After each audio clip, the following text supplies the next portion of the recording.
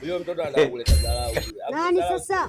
Huyo mtoto huyo. Ndio nimekutana naye pale stand huyo analeta mizarau huyo. Unajua sasa tunachukuliwa kama poa poa huyo. Kuna siku mpaka ndio mtu bisura la utumbo ndo anielewe vizuri. Ushamsoma vizuri? Nishampata mtoto mwenyewe. Mtoto mwenyewe mdogo tu. Sasa sote tu tunani kumtoa utumbo. Kabisa nimdidimize. Na ye. Shamba. Ni aje? Safi ndugu wangu. Swali kwaje?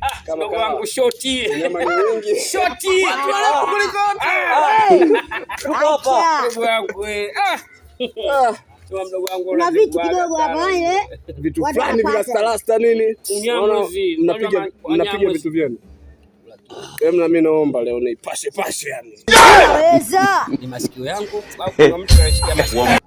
Hivi hebu mnavyoniangalia mimi mwili wangu wote mnishinde ni watu alafu kuliko ai kuvuta kitu hiki. Lete mzigo. Kizo. I wonder. Niangalie kwanza niko mbaya.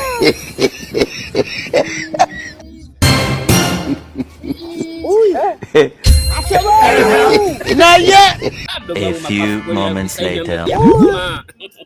Ndugu wangu mapafu sasa hivi amekoma. Na msiba mzito sana. Mimi ndio kufiwa. Mimi na msiba. Tupata msiba ni msiba na mwanangu. Jiza! Mke wangu na msiba miwili. Asifanikiwa utanisidia hata niende msiba gani? Siko na msiba gani ni mzito mke wangu ni mzito. Allah. Wewe. Hebu nisikilize. Aliyekufa nani?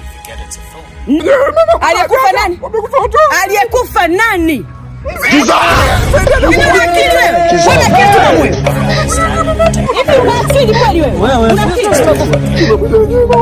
Sasa itajulikana nani mzimu kati yangu mimi na jibu marehemu. Sana kama mzimu Marehemu ndo nampeleka makaburini. Unampeleka kaburini? Wewe marehemu. Usije kumpeleka makaburini au. Taratibu. Sasa bado tunamhitaji. Bado tunamtaka kwanza.